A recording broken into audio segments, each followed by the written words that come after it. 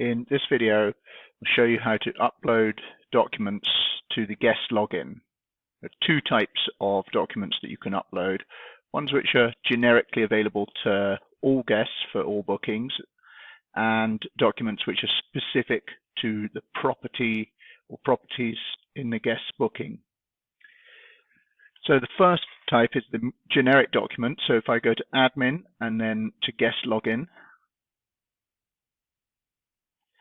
I'm going to upload a document using the upload document link.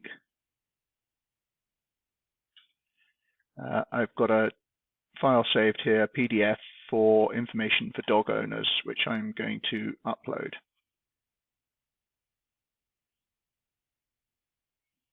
You can see that as saved here. The second type of document is specific to a property.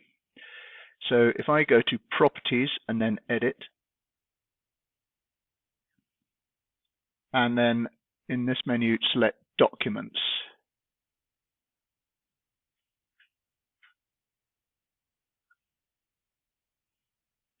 So now I can upload a document. I've got a directions document for Garden Cottage, and I'm going to select Guest Login, Yes, and choose my file, and I've got directions PDF saved here.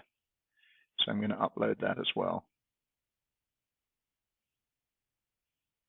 So you can see here the document is saved. So this document is available in when you're sending emails to guests within bookings or even in the auto emails, but because I've selected that guest login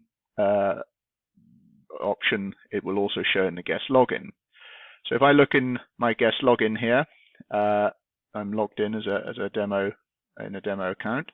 You can see here the first document I uploaded is here, the information for dog owners. Generic, it appears in the left-hand menu along with any others that you upload.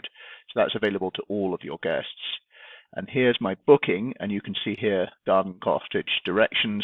This is available to guests who have booked Garden Cottage. It won't show for guests who have booked other properties.